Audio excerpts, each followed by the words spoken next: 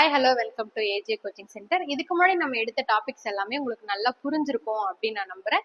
Next topic நம்ம எதை பத்தி பார்க்க போறோம் அப்படின்னா யூனிட் 6லயே வேலு நாச்சியார் அவர்களை பத்தி பார்க்க போறோம். சரிங்களா? வேலு நாச்சியார் ராமநாதபுரம் மன்னர் செல்லமுத்து சேதுபதிக்கு ஒரே மகளாக 1730 பிறக்குறாங்க. அதே மாதிரி அவங்களுக்கு 3 மொழிகள் நல்லாவே தெரியும். ஆங்கிலம், பிரெஞ்சு, உருது. அதே போல ஆண்களுக்கு நிகராக போர் வித்தைகளையும் அவங்க நல்லாவே கற்று வச்சிருந்தாங்க. என்னென்ன வித்தைகள் அப்படின்னு பாத்தீங்கன்னா வளரி, சிலம்பம், குதிரை ஏற்றம், வில்வித்தை அப்படிங்கிற எல்லா போர் கலைகளையுமே அவங்க நல்லா கற்று தேர்ந்திருந்தாங்க. அதுக்கப்புறமா 16 வயசுல சிவகங்கை மன்னர் முத்துவடுகநாதருக்கு நம்மளுடைய வேலு நாச்சியார் அவர்கள் திருமணம் பண்ணி வைக்கிறாரு அவருடைய தந்தை. அவங்க 2 பேத்துக்கும் சேர்ந்து பிறந்த குழந்தைதான் அப்படின்னு பாத்தீங்கன்னா வெள்ளச்சி நாச்சியார் அப்படிங்கிறவங்க பிறக்குறாங்க. சரிங்களா? அப்போ ஆங்கிலேயருக்கு எதிரா முத்துவடுகநாதர் என்ன பண்றாரு அப்படின்னா 1772ல காளையார் கோவில் அப்படிங்கிற இடத்துல ஒரு போரை தொடங்குறாரு. அந்த போர்ல முத்துவடுகநாதர் என்ன பண்ணிருப்பாரு அப்படின்னா துரதிருஷ்டவசமா இறந்து போயிருப்பாரு. சரிங்களா? யாரு அதாவது ஆங்கிலேய படைகள் சார்பாக பான்ஜோர் அவர்களும் சிவகங்கை மன்னர் முத்துவடுகநாதரும் போர் பண்ணி முத்துவடுகநாதர் அதை இறந்திருப்பாங்க. சரிங்களா? நெக்ஸ்ட் என்ன அப்படின்னா இப்போ நாடிழந்த நிலையில வேலு நாச்சியார் என்ன பண்ணுவாங்க அப்படின்னா கோபால நாயக்கர், அதாவது திண்டுக்கல் பகுதியை இதுக்கப்புறமா வேலு நாச்சியார் என்ன பண்ணுவாங்க அப்படின்னா நாடிழந்த நிலையில, அதாவது கணவனை இழந்த நிலையில திண்டுக்கல் பகுதியை ஆட்சி செய்து கொண்டிருந்த கோபால நாயக்கர் கிட்ட போய் ஒரு அடைக்கலம் கேட்கிறாங்க.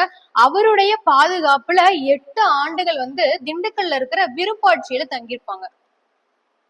திண்டுக்கல்ல இருக்கக்கூடிய விருப்பாட்சி அப்படிங்கிற இடத்துல கோபால நாயக்கருடைய அடைக்கலத்தின் பேரு 8 ஆண்டுகள் அங்க தங்கியிருப்பாங்க. அந்த 8 ஆண்டுகளுமே எப்படியெல்லாம் ஆங்கிலேயரை தாக்கலாம், என்னென்ன போர் யுத்திகளை மேற்கொள்ளலாம், யாரையெல்லாம் உதவிக்கு கேட்கலாம் அப்படின்ற மாதிரியான எல்லா விஷயங்களையுமே அந்த 8 ஆண்டுகளா அவங்க திட்டம் தீட்டியிருப்பாங்க. சரிங்களா?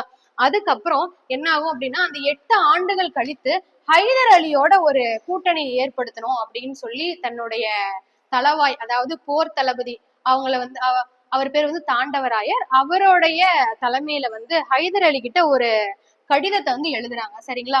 அதுக்கப்புறமா அவங்க கூடயே இருந்த மருது சகோதரர்கள், இந்த மருது சகோதரர்கள் என்ன பண்ணிருப்பாங்க அப்படின்னா முத்துவடுகநாதர் ஆட்சி காலத்திலேயே முத்துவடுகநாதனுடைய படைகள்ல தளபதிகளாக அவங்க இருந்திருப்பாங்க.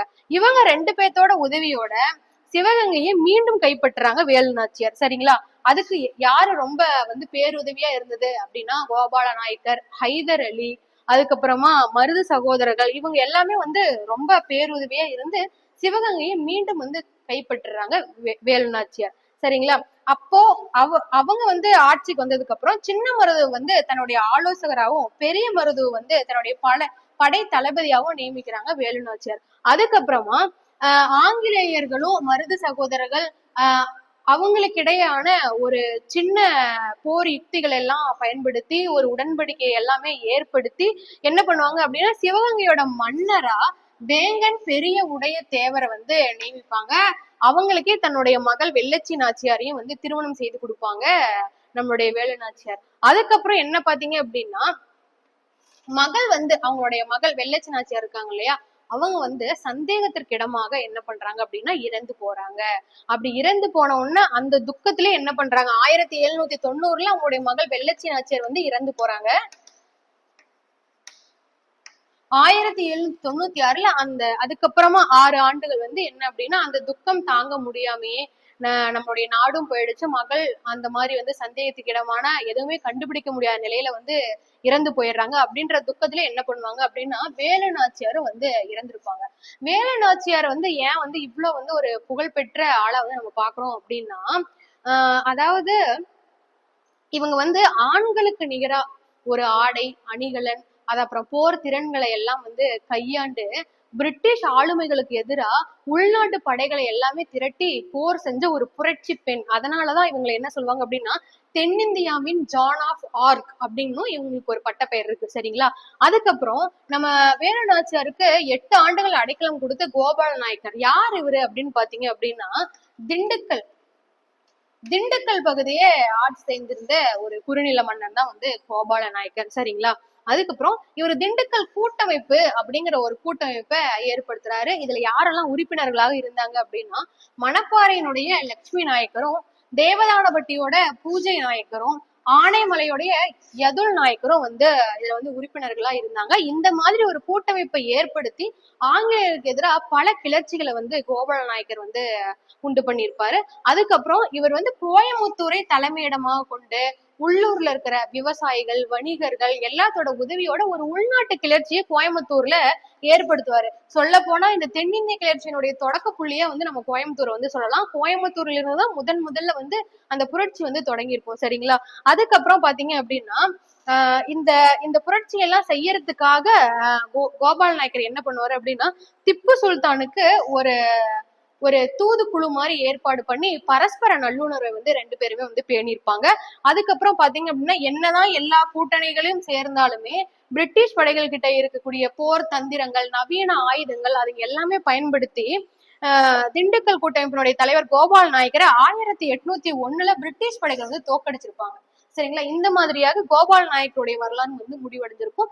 சரி, அதுக்கப்புறம் வேலு நாச்சியாரை பத்தி நம்ம ஃபர்ஸ்ட் பாக்கணும். இல்ல அது கொஷின் ஏரியா என்ன, அடிக்கடி கேட்கப்படக்கூடிய கேள்விகள் யாரை பத்தினா வேலுநாச்சியார் பத்தியும் இருக்கும், கோபால் நாயக்கர் பத்தியும் இருக்கும். ஆனா அடிக்கடி நம்ம கேள்வித்தாள்ல பாக்குறது, அதாவது பழைய பேட்டன், பழைய கேள்வித்தாள்கள், அதாவது பிஓக்யூல பாக்குறது ஏன்னா இவங்க ரெண்டு பேத்தி பத்தியும் கேட்டிருப்பாங்க, தமிழ்லயும் கேட்டிருப்பாங்க, ஜிஎஸ்லயும் நமக்கு கொஸ்டின்ஸ் வரும். என்ன அப்படின்னா, குயிலி மற்றும் உடையாள் பாத்தீங்க அப்படின்னா, குயிலி அப்படிங்கிறது வேலு நாச்சியாருடைய ஒரு பெண்கள் படைப்பிரிவை சேர்ந்த ஒரு தளபதியாக அவங்க பணியாற்றிருப்பாங்க. என்ன அப்படின்னா, ஒரு ஒரு கட்டத்துல ஆங்கிலேயர்களுக்கு எதிரான ஏதாவது ஒரு சூழ்ச்சி வலைகளை மேற்கொள்ளணும் அப்படிங்கிறதுக்காக வெள்ளச்சி நாச்சியார் இந்த குயிலி அப்படிங்கிறவங்க யாரு அப்படின்னு பாத்தீங்க அப்படின்னா, வேலு நாச்சியாருடைய பெண்கள் படைப்பிரிவினுடைய ஒரு முக்கிய அந்தஸ்துல இருக்கக்கூடிய ஒரு ஆள் தான் பாத்தீங்கன்னா குயிலி அப்படிங்கிறவங்க. அதாவது வேலு நாச்சியாருக்கு ரொம்ப பேராதரவா அந்த குயிலி இருந்திருக்காங்க.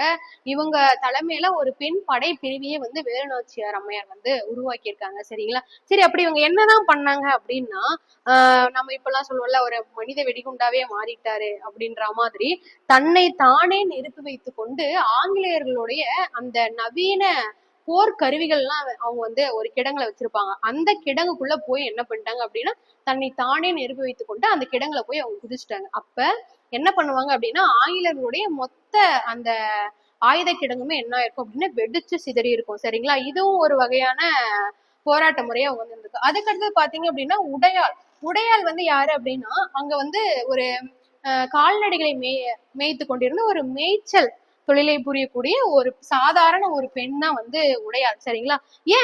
ஏன் உடையாள் பிரிட்டிஷார் கொல்லுவாங்க அப்படின்னீங்கன்னா, குயிலி இருக்காங்க இல்லையா, குயிலியை பத்தி நிறைய என்கொயரிஸ் எல்லாம் உடையாள் கிட்ட பிரிட்டிஷார் கேட்டுக்கிட்டே இருப்பாங்க. அப்ப உடையாள் குயிலியை பத்தி எந்த தகவலுமே சொல்ல மறுப்பு தெரிவிச்சிருப்பாங்க.